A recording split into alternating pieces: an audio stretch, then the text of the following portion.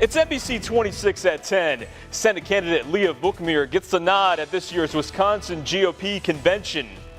Plus, one killed and others wounded from a knife attack in Paris. And President Trump signing off on federal aid after a volcanic activity in Hawaii. We begin, though, with state news. Republicans from across Wisconsin gather this weekend for their annual convention with the task of endorsing a candidate to run against incumbent Democratic Senator Tammy Baldwin. NBC 26's Max Grossfeld brings you tonight's story from Milwaukee. Thank you. God bless you. God bless the people of Wisconsin. Republicans gathering at the Wisconsin Center in Milwaukee to endorse a Senate candidate. We should win. Of all the good things that's happened in the last 6 years, yeah. State Senator Leah Vukmir says she's battle-tested and ready to take on Senator Tammy Baldwin. If you want to change things, you have to stand up and lead. No matter what the cost, no matter what the pressure, and no matter what type of intimidation faces you. Meanwhile, Kevin Nicholson, a Marine and former Democrat, says the fact he's an outsider is an asset. I was introduced to practicality, reality, the value of human life, innocent and otherwise. And I learned my obligations and my responsibilities, and that made me a conservative. With the votes counted, Brown County. Vukmir gets the nod and the party establishment's support. Despite Wisconsin Republicans endorsing Leah Vukmir, Kevin Nicholson says he will go to the August primary. Senator Ron Johnson says it's important both candidates run a general election campaign against Tammy Baldwin so that Republicans have a strong candidate going into November. If at some point in time it really seems like there's a clear choice of who the nominee will be, I'm just pointing out the history where we've had a knockdown, drag-out primary. The results haven't been all that good. Keeping you connected in Milwaukee, Max Grossfeld, NBC 26. And in a statement on Vukmir's endorsement, the Democrat Party of Wisconsin said after 15 years of undermining our state's working families and championing special interest corruption in Madison, it's no surprise that Senator Vukmir can now add the Republican Party of Wisconsin to her list of supporters, along with the billionaire backing propping her candidacy. And we're going to switch gears now. A knife attack in Paris leaves one dead and several injured. French authorities say based on the attack, counterterrorism officials are leading the investigation on potential charges of murder and attempted murder. The Islamic State has claimed responsibility. The suspect was killed by police. A policeman came and he had a bulletproof vest. He told me that it was the police that shot the fire, and that the man was arrested. He couldn't harm us anymore. Authorities have not found a motive behind the attack yet. And preparations are underway for the new U.S. Embassy in Jerusalem, which is set to open on Monday. The new embassy will open with an initial staff of at least 50. The embassy is moving from Tel Aviv after President Trump officially recognized Jerusalem as Israel's capital. Around 800 guests are expected to attend the opening. Well, it's a nice and sunny day outside, but still a little chilly. Gino Recchia has a look at your first forecast. Gino. Yeah, Mo, temperatures, at least they're on a warming trend because yesterday we only saw highs in the 30s. Today we got into the upper 50s and lower 60s. Parts of the area were a little cooler along the lakeshore, highs only in the lower 50s. We're also tracking a little bit of some light rainfall moving in parts of the area this evening. It was more widespread for the middle half of the evening, but now they are noticing more showers and storms developing down to the south, and that's preventing the moisture from transporting up to the north.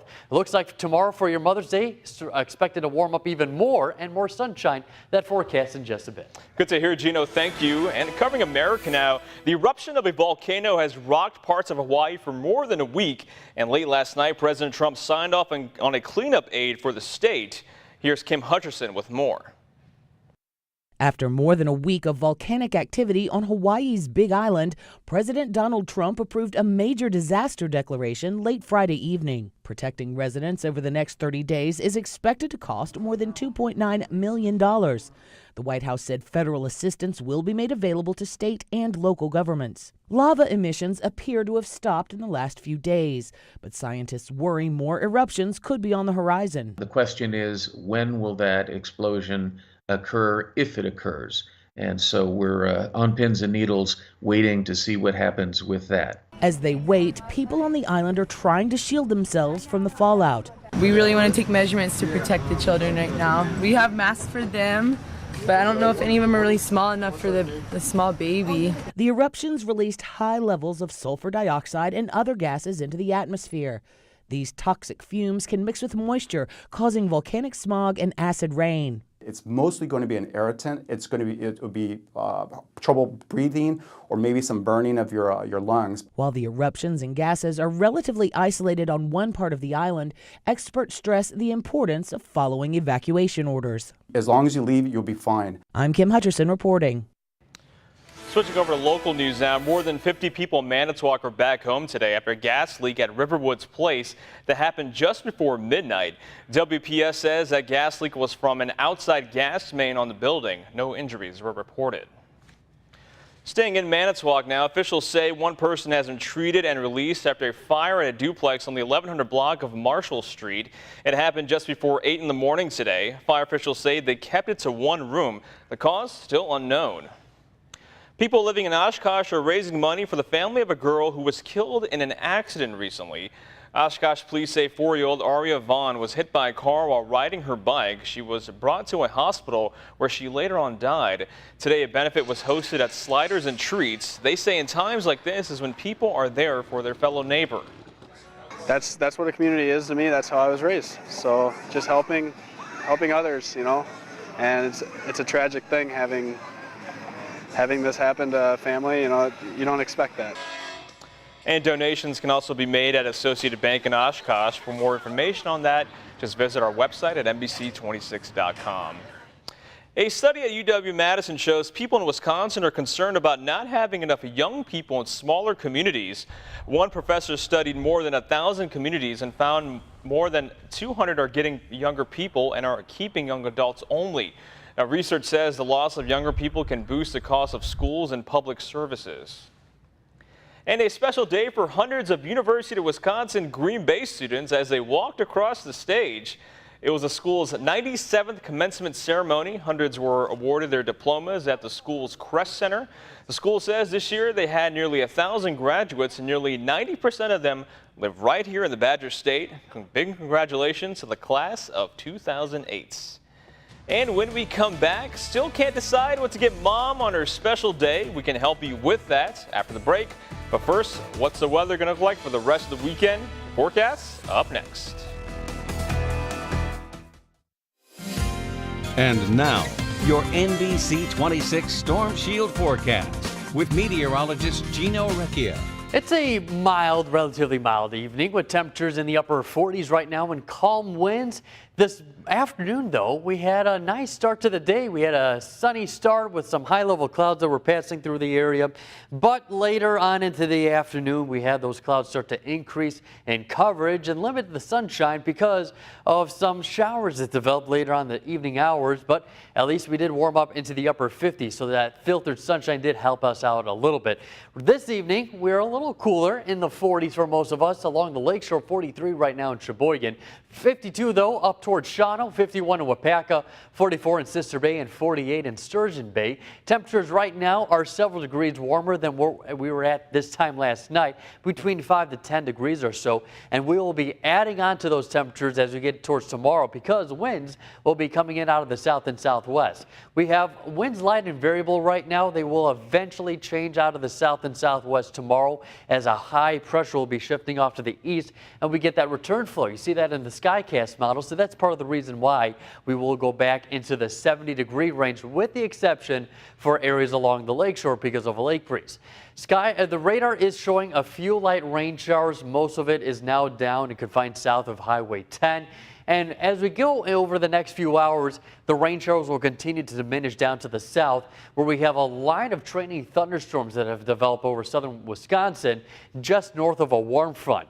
And what that line of thunderstorms are doing is that as this moisture rides over this stationary boundary, this line of thunderstorms are preventing that moisture from moving farther northward. So for us, Over the next few hours, expect that rainfall to move out of the area and we should be staying dry. And that's good news because we still have the flood warnings in effect for the Wolf River and also the Fox River. And we're expected to have that decrease below flood stage by early next week. So that's some great news. For tonight, cooling down into the 40s. Notice the sky cover as clouds start to clear out by the morning hours tomorrow. And then by the afternoon, we rise up into the upper 50s and lower 60s for your Mother's Day.